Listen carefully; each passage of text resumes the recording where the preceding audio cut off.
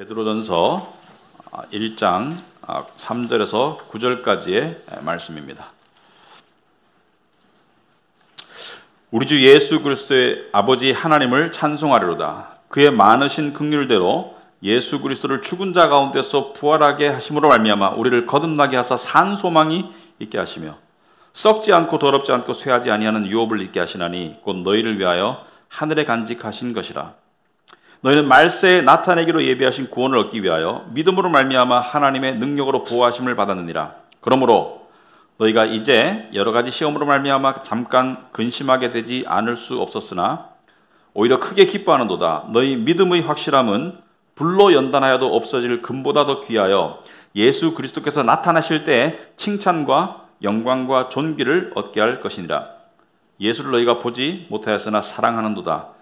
이제도 보지 못하고 믿고 말할 수 없는 영광스러운 즐거움으로 기뻐하니 믿음의 결국 곧 영혼의 구원을 받음이라. 아멘. 앉으시기 바랍니다. 우리 기도하겠습니다. 하나님 아버지, 오늘도 저희를 이 자리에 불러주신 은혜에 감사합니다. 우리가 하나님을 볼 때 하나님의 살아계신 것과 하나님의 영광을 볼 때 우리의 영혼은 순식간에 변할 수 있다고 믿습니다. 아버지 하나님, 세상이 많이 혼미하고 또 어둡습니다. 자연과 대기만 그럴 뿐만이 아니라 또 정치적, 경제적, 사회적 상황만 그럴 뿐 아니라 우리의 심령도 그럴 때가 많음을 고백합니다. 이 혼미한 세상 가운데 더욱더 눈을 들어 주를 볼 수 있도록 은혜를 베풀어 주시옵소서. 예수님 이름으로 기도합나이다. 아멘. 우리 지난 시간에 베드로전서를 시작하면서 박해의 시대를 이야기했습니다. 기독교 역사는 박해의 역사다. 베드로가 서신을 쓸 당시에는 네로 황제를 통한 제국적인 대대적인 잔인한 박해가 시작되었었다. 그리고 오늘날 박해를 이야기했습니다. 오늘날 우리는 어떻게 박해를 받고 있나? 우리가 감옥에 가지 않고 우리가 매를 맞지는 않지만 육체적인 박해는 없지만 영적으로 박해를 받고 있다. 그래서 제가 동질화라고 그랬습니다. 세상이 우리가 세상과 같아지도록 협박하고 유혹하고 그 동질화의 박해가 우리의 삶의 전반에 스며져 있다. 사도 바울이 디모데후서에서 이런 말씀을 했죠. 말세에 고통하는 때가 이른다고 이야기했습니다. 말세에 고통하는 때가 이를 것이다. 그리고 또 다른 말로 표현을 보면 말세에 위험한 때가 이를 것이다. 사람들이 자기를 사랑하며 돈을 사랑하며 사나우며 감사하지 아니하며 무정하며 조급하며 배신하며 팔며 경건의 모양은 있으나 경건의 능력은 없다라고 말하고 있습니다. 말세에 고통하는 때가 있는데 무엇 때문에 고통스러운가? 사람들이 자기를 사랑하고 돈을 사랑하고 세상을 사랑한다. 그 세상의 하나님을 거부하는 모습과 우리가 같아지도록 만들기 위해서 세상과 사탄은 끊임없이 우리를 압박한다. 그래서 사도 베드로 시대의 기독교인이나 우리나 모양과 형태는 다르지만 세상의 박해 가운데 있다는 것은 똑같다는 것을 이해하기 바랍니다. 그들은 육체적인 어려움이 더 강했다면 우리는 영적인 어려움이 더 강했다. 그런데 그 속에서 사도 바울은 박해를 이기고 박해 때문에 두려워하거나 박해 때문에 쓰러지거나 박해 때문에 세상에 굴복하지 않고 그것을 이기기 위해서 지난주에는 1, 2절에 무엇을 말했습니까? 너희는 택하심을 받은 나그네이다. 신분을 얘기했습니다. 다시 한번 강조하지만 이 세상에서는 이중국적, 삼중국적이 가능해요. 한 사람이 미국과 캐나다의 시민권을 동시에 가질 수 있습니다만 영적인 눈으로 봤을 때는 이 세상에는 두 가지 백성밖에 없습니다. 하나님 나라의 백성과 세상의 백성, 빛의 자녀들과 어둠의 자녀들. 영원한 영적인 세상에서는 두 가지 나라밖에 없어요. 천국과 지옥. 천국 백성과 지옥 백성 두 가지 백성밖에 없습니다. 둘 다를 가질 수도 없고요. 둘 다 중에 하나도 속하지 않을 수도 없고요. 둘 중에 하나에 무조건 속하게 되어 있어요. 여러분이 예수를 구주로 믿는다면 여러분이 예수님께서 십자가에서 예수님이 여러분의 죄를 위해서 대신 죽으신 것을 믿는다면, 그리고 부활하신 것을 믿는다면, 여러분이 하나님의 자녀라는 것을 믿는다면 여러분의 시민권은 하늘에 있다. 여러분은 지금 이 세상을 천국 여권을 가지고 살아가고 있는 거예요. 여행자로서. 이것이 바로 택하심 받은 나그네이다. 자, 오늘은 계속해서 박해 속에서 우리는 어떻게 박해를 이기고 견딜 뿐만이 아니라 그 속에서 에너지를 가지고, 생동감을 가지고, 힘을 가지고 살아갈 수 있을까? 이 굉장히 기적적인 일이죠. 여러분, 요즘 세상에요, 세상 사람들은 말할 것도 없고 교회 안에도 생동감을 가진 사람들이 상당히 힘든 시대를 살고 있습니다. 그런데 어떻게 우리는 이 속에서 생동감을 가지고 살아갈 수 있을까? 그 이야기를 사도 바울이 오늘 할 것입니다. 그 핵심 단어가 바로 산소망입니다. 오늘 3절 보면 산소망이다. 자, 이 3절 한번 읽어보겠습니다. 3절에 보시면은 우리 주 예수 그리스도의 아버지 하나님을 찬송하리로다. 저는 이것이 굉장히 어떻게 말할까? 굉장히 특이하다고 생각합니다. 무슨 말이냐면은 어려운 상황에 있어요. 목숨을 잃을 수 있는 어려운 상황에 있어요. 그런데 가장 먼저 하는 말 중에 하나가 하나님을 찬송해라. 똑같은 에베소서에도 보시면은 하나님 아버지를 찬송해라. 사도 바울이 여기 있습니다. 왜 그렇습니까? 그 이유는 우리가 겪고 있는 온갖 어려움과 불행에도 불구하고 우리에게 주신 하나님의 은혜와 하나님의 축복이 훨씬 더 값어치가 크기 때문에,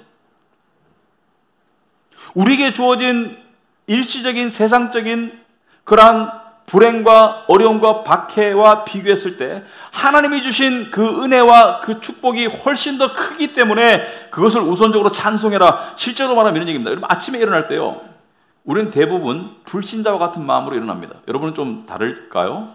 여러분 일어날 때부터 하나님을 향한 감사가 막 찬송이 나오고 막 하나님을 향한 어떤 그 영적인 어떤 엔돌핀이 돌면서 일어나는 사람이 있을지 모르겠지만은 대부분의 사람들은 일어날 때 불신자와 같은 상태로 일어납니다.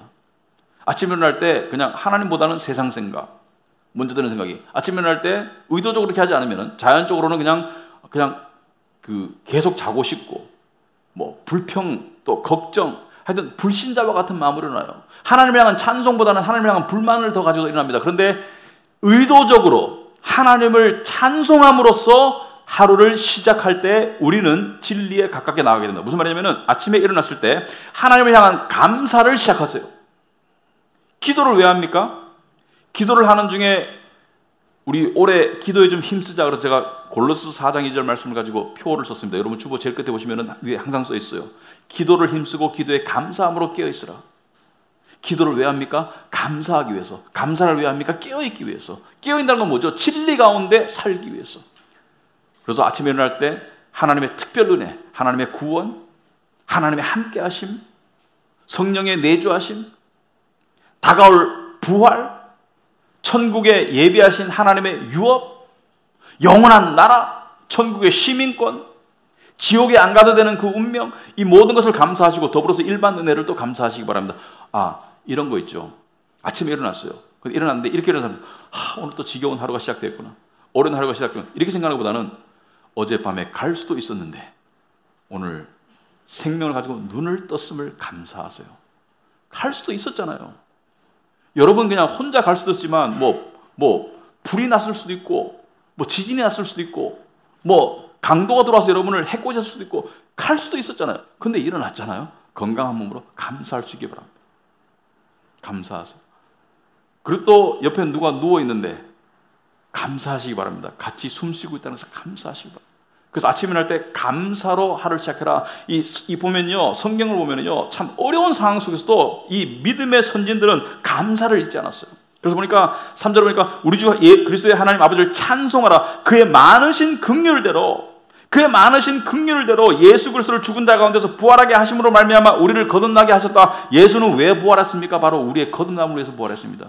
예수는 십자가에 왜 죽으셨습니까? 바로 우리의 죄를 위해서 죽었습니다. 우리의 죄를 대신해서 하나님의 징벌을 받아서 십자가에 죽으셨고 우리의 영원한 생명을 위해서 예수는 부활하셨다. 그 많으신 긍휼대로, 여러분 긍휼이라는 단어가 많이 나오죠. mercy, 그 다음에 은혜, grace. 은혜와 긍휼은 우리가 보통 이렇게 비슷한 의미로 쓸 때가 많은데 엄연히 차이가 있습니다. 은혜는 뭡니까? 긍휼은 뭡니까? 은혜는요, 저번 시간에 말씀드렸듯이 하나님과 우리 사이를 갈라놓는 죄와 죄책감의 모든 문제를 당신이 담당하셨다. 이게 은혜입니다. 하나님의 은혜로 죄와 죄책감의 문제가 없어져서 우리가 하나님께 나아갈 수 있게 됐다. 이게 은혜라면 긍휼은 우리의 불쌍하고 불행한 처지를 향한 하나님의 마음 써주심이 긍휼입니다. 죄 때문에 우리가 불쌍하고 불행한 상태가 되었는데 거기에 대한 하나님의 마음 써주심이 긍휼입니다. 그래서 우리를 불쌍히 여기셔서, 우리의 너무나도 불쌍한 상황을 불쌍히 여기셔서 우리를 예수 그리스도의 부활을 통해서 우리가 거듭나게 하셨다. 우리가 새 생명을 갖게 하시고 우리에게 산 소망이 있게 하셨다. 이렇게 말합니다. 산 소망. 여러분 소망에 대해서 살펴보려고 합니다. 소망에 대해서. 소망은 희망이라고 하죠. hope. 여러분 인간의 삶에 어떤 힘이 필요할 때가 있어요. 특별히. 그냥 가만히 있는데 힘이 필요하진 않죠. 여러분 우리가 힘이 필요할 때는 뭔가 무거운 것이 우리를 짓누르거나 어떤 무거운 어떤 압박이 있을 때 힘이 필요하죠. 그것을 이기고 견디고 뚫고 나가기 위해서. 그런데 여러분이 어려운 상황을 겪을 때 여러분에게 뭐가 필요합니까? 여러분의 친구나 부모님에게 나 지금 힘들어. 나 지금 되게 어려운 상황을 겪고 있어. 나 뭐 입시를 앞두고 있어. 뭐 취직 준비 중이야. 나 지금 뭐 힘들어. 이번 주에 제 아들하고 통화를 했었습니다. 자주 못해요. 왜냐하면 이분이 전화를 잘 안 받아요. 통화를 했는데 말이 별로 없다가 이러더라고요. 갑자기 뜬금없이 아빠 나도 고난이 시작됐다. 이러는 거예요. 조그만 고난이 시작됐대요. 그래서 뭐 나머지 자세한 얘기는 제가 할 수 없고 아무튼 고난이 시작돼서 우리가 속으로 좋아했습니다. 아, 고난이 시작됐으면 하나님을 찾지 않을까라는 기대를 하게 됐어요. 자, 어쨌든 간에 우리가 고난을 겪을 때 있잖아요. 누군가에게 위로를 원해요. 어떻게 하면 되겠습니까? 근데 보통 고난 속에 필요한 게 뭐죠? 인내라고 그래요. 인내, 견뎌라. 맞습니다. 근데 인내는요, 인내만을 가지면은 인내는 그냥 불평과 불만 가운데 끙끙 앓는 게 인내예요. 우리에겐 좀 더 큰 것이 필요합니다. 그게 소망입니다. 왜냐하면 소망은 이런 거예요. 여러분이 비슷한 처지에 두 사람이 있다고 칩시다. 공부, 예를 들어서 재산, 능력, 비슷한 처지에 두 사람이 있을 때 어느 사람이 더 삶의 에너지와 행복도가 높을까? 알 수 없죠. 똑같다? 틀리다일 수. 근데 A가 좀 더 상황과 형편이 나아. A가 상황이 낮고 B가 좀 더 못해. 둘 중에 누가 더 만족하고 행복할까? A라고 말하고 싶겠죠. 근데 그것도 몰라요. 왜냐하면은 비록 A가 B보다 더 위에 있더라도 A가 앞으로 맞이할 날들이 하락의 방향이라면은 비록 B가 A보다 밑에 있더라도 B가 앞으로 맞이하는 삶의 방향이 상승이라면은 B가 행복과 만족과 힘이 훨씬 더 높습니다. 왜 그렇습니까? 만약 A는 절망적이고 B는 희망적이기 때문에.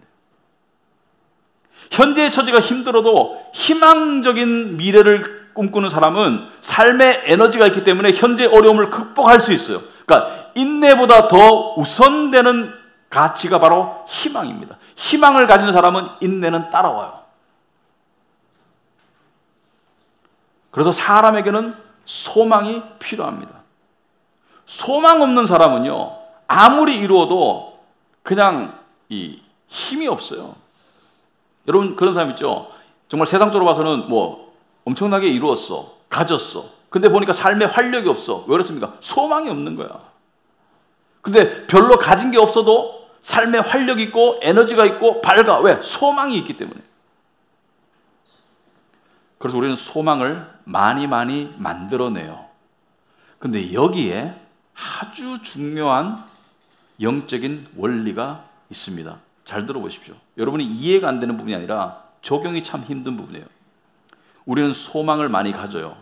왜냐하면 일반적으로 사람은 소망을 가져요. 왜냐하면 지금 현재 이 세상에서의 삶을 최고로 만들기 위해서, 지금 현재 이 세상의 삶을 좋게 만들기 위해서, 좋은 조건으로 만들기 위해서, 행복하게 만들기 위해서, 안전하게 만들기 위해서, 만족스럽게 만들기 위해서 우리는 많은 계획과 소망들을 만들어냅니다만은 그 속에서 우리는 죽어갑니다. 두 가지 이유 때문에. 첫째는 오늘 3절에 오시면은 우리를 거듭나게 해서 산 소망이 있게 하신다 그러죠. living hope. 산 소망이 있다는 것은 죽은 소망도 있다는 것을 암시합니다. 세상에는 두 가지 종류의 소망이 있어요. 산 소망이 있고 죽은 소망이 있어요.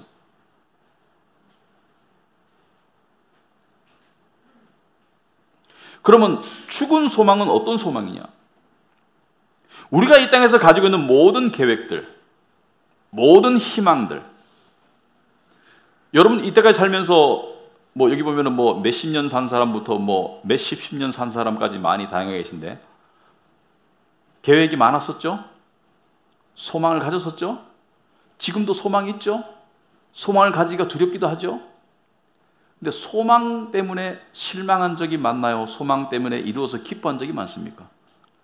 아마도 소망 때문에 실망한 적이 많을 거예요. 소망 때문에 불안한 적이 많을 거예요. 왜냐하면 소망이라는 소망의 인큐베이터 안에서 그냥 생각으로 머물다가 죽은 경우가 많을 거예요.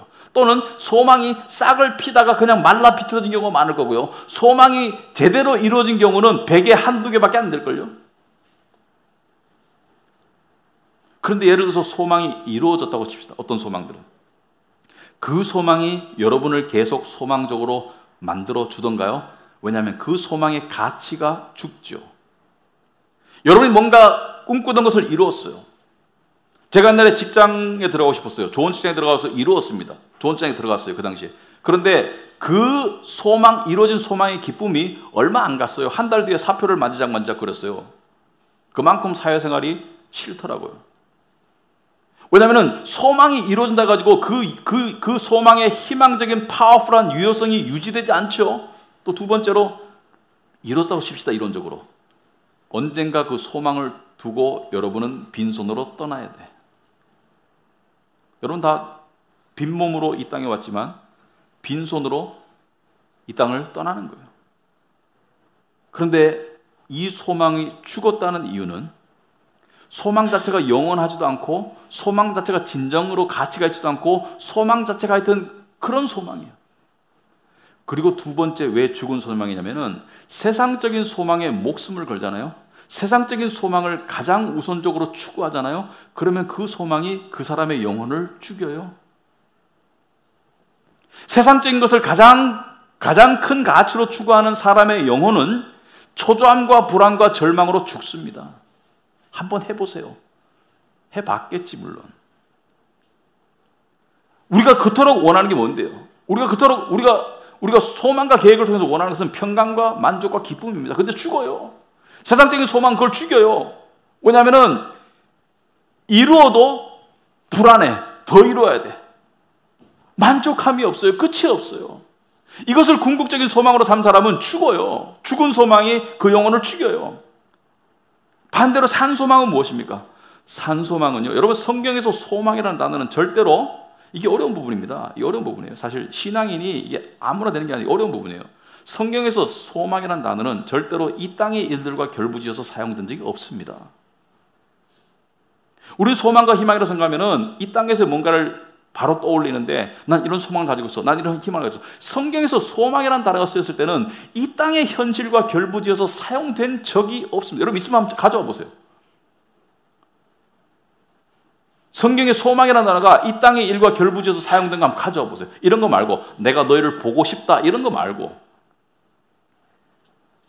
성경에서 말하는 소망은 항상 다음 세상의 현실을 향한 소망을 말합니다.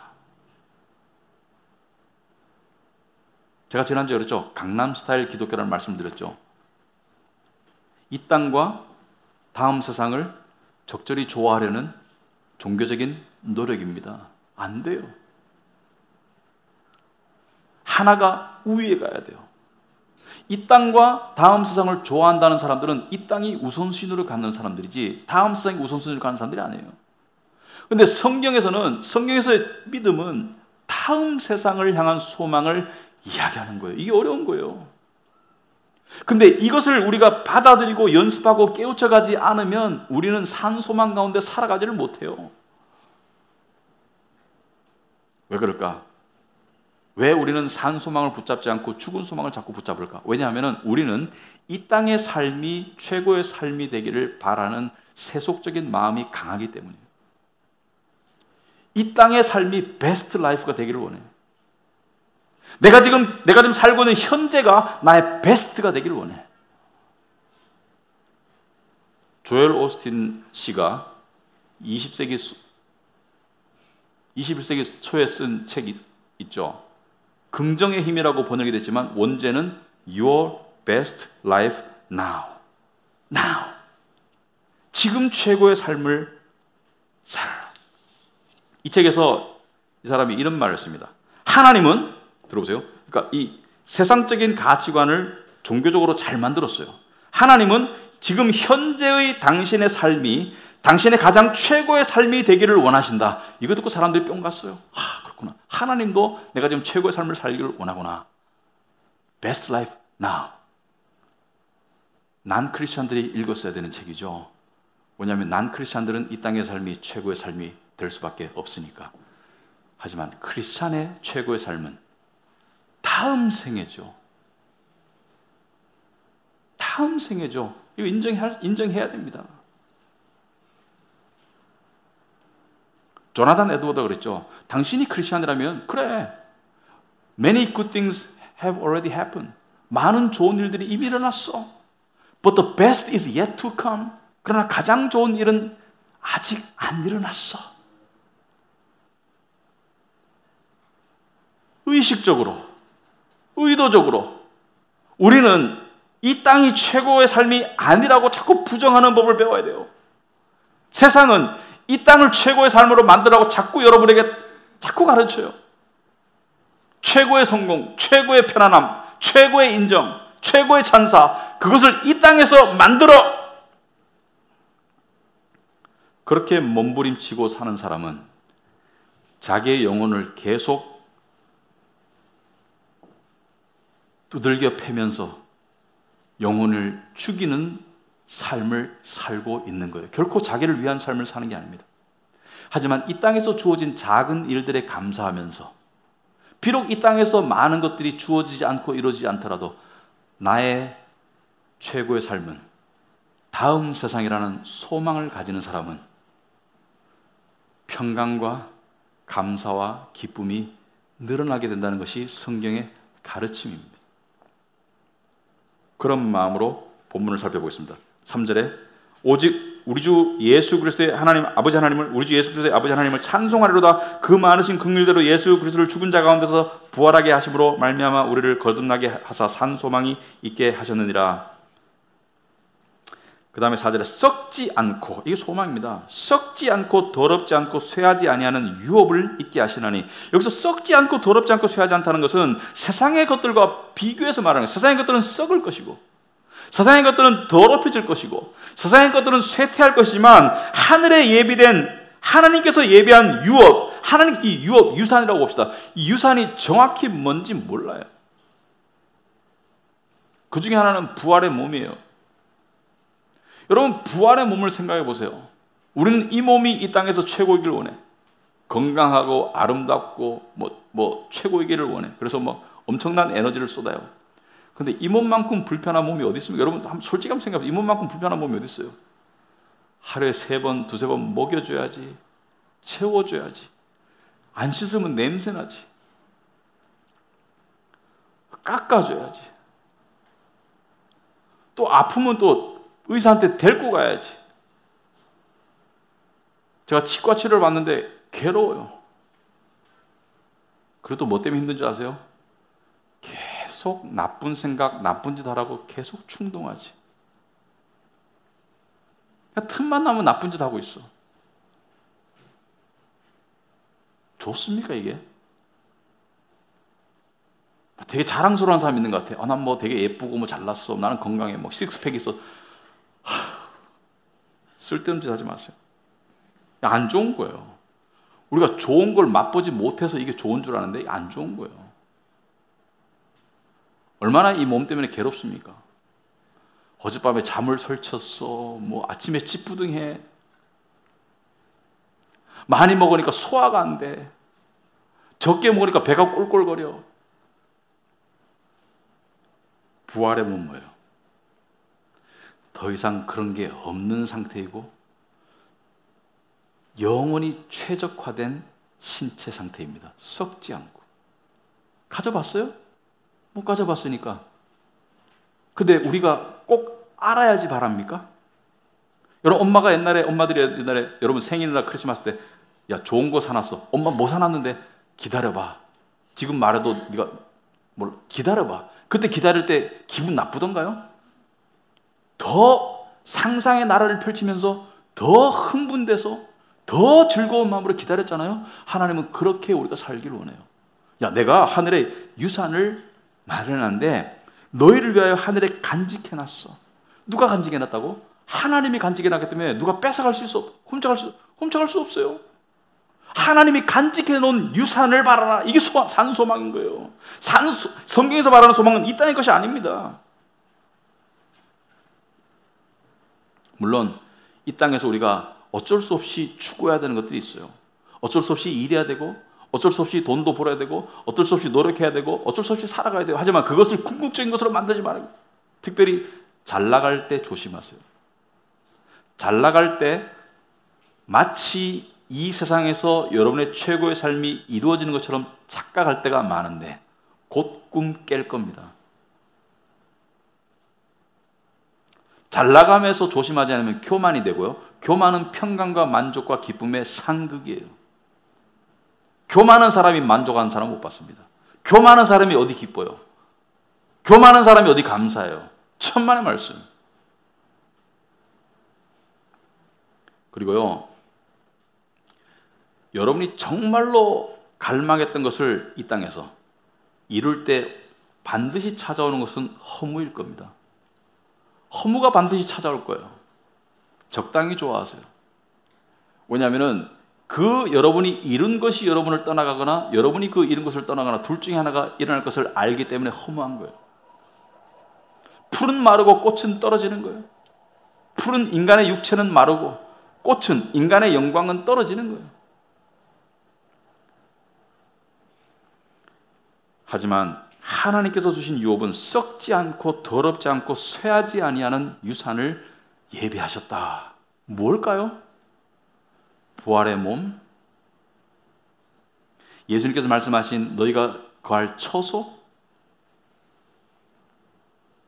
뭐 새집 증후군이다, 뭐 곰팡이다, 뭐 대출 이자다, 그런 게 없어. 생각해 봤어요?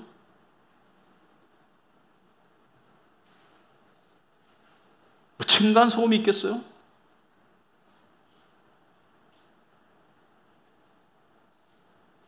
또 천사들을 다스릴 것이다. 왕권?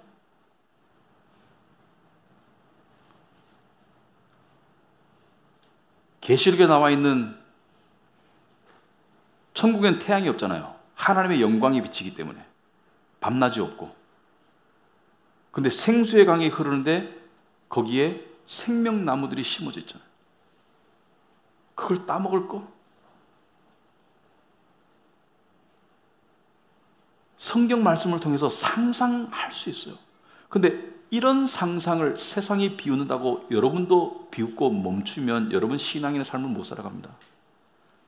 이 땅에 꽂혀 살아보세요. 진정한 평강과 기쁨은 이 땅에 꽂혀 사는 사람들의 것이 아니고요. 산소망에 점점 더 꽂혀가는 사람들이 6절에 보시면은 그러므로 너희가 이제 여러 가지 시험으로 말미암아, 여기서 말하는 시험 뭐죠? 박해와 재산 몰수, 지위 박탈, 순교, 잠깐 근심하게 되지 않을 수 없으나 오히려 크게 기뻐하는 도다. 여러분, 사도 바울이 이 잠깐 기뻐하게 될 수밖에 잠깐 근심하게 되지 않을 수 없으나 이것은 무슨 뜻인지 아세요? 이것은요, 이런 뜻입니다. 이 편지를 받은 이들은 근심 상태에 있어요, 지금. 로마에 시작된 박해 때문에 근심 상태에 있어요. 그래서 사도 바울이 너희가 잠깐 근심하게 되지 않을 수 없으나, 이건 무슨 뜻이에요? 근심할 수밖에 없다는 것은 이해해, 이런 뜻이에요. 근심할 수밖에 없다는 것은 이해하지만 길면 곤란해, 이런 뜻입니다. 근심할 수밖에 없는 건 이해하지만 길면 곤란해. 믿는 사람은요, 근심에 빠질 수 있습니다. 믿는 사람이 두려움에 빠질 수 있습니다. 믿는 사람이 절망에 빠질 수 있어요. 우울에 빠질 수 있어요. 하지만 그게 지속되면 곤란해. 왜? 믿음은 그것을 뚫고 나올 수 있는 어떤 에너지이기 때문에. 여러분이 잠깐 근심하는 거 있을 수 있습니다. 잠깐 두려워하는 거, 잠깐 걱정하는 거, 잠깐 초조한 거, 잠깐 우울한 거 있을 수 있지만 그것을 벗어날 수 있고 오히려 크게 기뻐하는도다. 오히려 사도 바울이 기뻐하는 거 봤습니까? 지금 이 본도, 뭐 갈라디아, 뭐 갑바도기아 이 사람들이 기뻐하는 거 봐서 못 봤어요. 이 편지에서 암시하는 거예요. 거기에 머물지 말고 기뻐할 것이라고 내가 믿는다. 왜? 산소망을 믿기 때문에.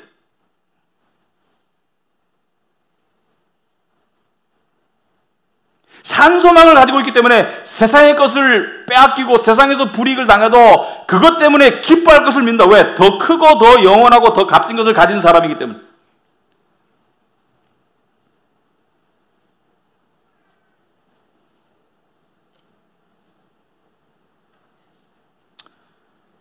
여러분,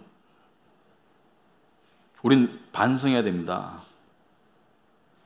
우린 신앙인으로 가면서 평강과 만족과 하나님을 향한 감사보다는 불만과 불안을 더 느낄 때가 많아요.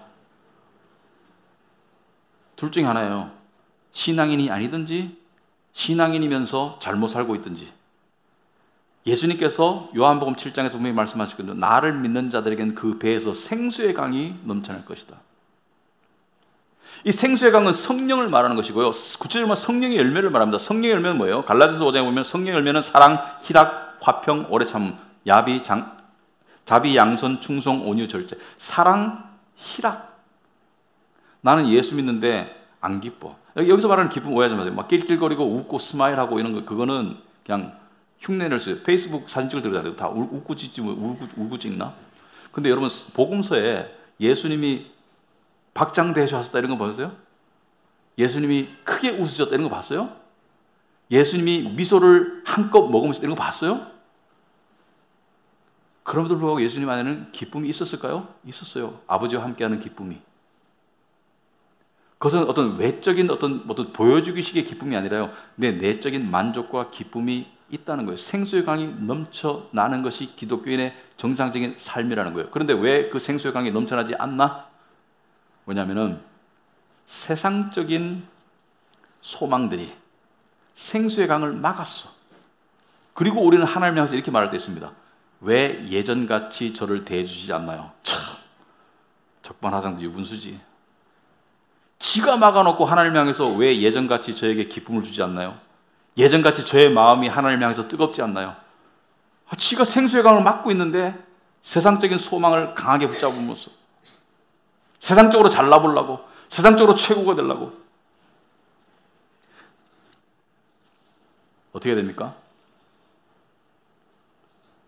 내가 그 막고 있는 그 더러운 찌꺼기를 끄집어서 던져버려야 돼요. 그래야 생수의 강이 흐르는 거예요. 생수의 강은 누가 흐르게 하는 거예요? 생수의 강은 하나님이 흐르게 하시는 거예요. 생수의 강은 내가 흐르게 하는 겁니다. 내가 할 수 있는 건 생수의 강을 막을 수 있어요. 성령을 근심케 할 수 있어요. 생수의 강은 저절로 흐르는 겁니다. 내가 그걸 막고 있는 거예요. 무엇으로? 이 땅을 최고의 삶으로 만들려고 하는 세상적인 소망을 강하게 가짐으로써.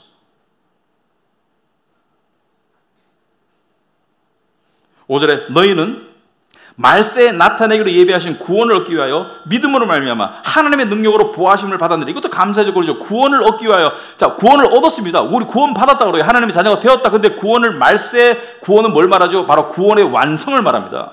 구원이 육체적으로도 이루어지고 부활로, 그리고 구원의 실체가 가시적으로 실제적인 현실이 되는 천국을 말합니다. 구원의 완성, 예수님의 재림을 통한 구원의 완성을 위해서 우리는 하나님의 능력으로 보호하심을 받고 있다. 우리를 누가 지켜요? 하나님의 능력이 우리와 우리의 구원을 지키고 있어요. 누가 뺏어갈 수 있어요? 못 뺏어갑니다. 감사한 일이죠. 구원이 빼앗길 수 있는 것이라면 우리는 하루에도 수도 없이 빼앗겼을 거예요. 빼앗길 수 없는 구원을 주셨어요. 그리고 그 구원의 완성이 기다리고 있어요. 우리는 이 죄의 몸을 벗어날 것입니다. 우리는 이 죄의 세상을 벗어날 것입니다. 우리는 하나님이 예배하신 영원한 천국으로 들어갈 것입니다. 그 구원의 완성이 기다리고 있어요. 그것을 더욱더 생각하는 법을 배우고 연습하지 않으면 크리스찬의 삶은 쫑입니다. 쫑. 심각한 문제예요. 내가 이것을 말씀을 통해서 깨우치고 그리고 내 스스로에게 가르치고 그리고 그에 따라서 기도하고 그에 따라서 생각하는 법을 배우고 나아가지 않으면 그렇게 나가는지 안 나가는지 어떻게 알아요? 내가 그렇게 나가는지 안 나가는지 어떻게 알아요? 그렇게 나가는지 안 나가는지 아는 방법은 8절입니다. 해답은 간단해요. 예수를 너희가 보지 못하였으나 사랑하는도다. 이제는 보지 못하나 믿고 말할 수 없는 영광스러운 즐거움으로 기뻐한다라고 말하고 있습니다. 예수를 향한 사랑이, 관심이 자라고 있느냐, 죽어가고 있느냐? 예수를 향한 사랑과 관심이 깊어지고 있느냐, 얕아지고 있느냐, 뜨거워지고 있느냐, 식어지고 있느냐? 그건 자기가 자기 마음을 들여다보면 알아요.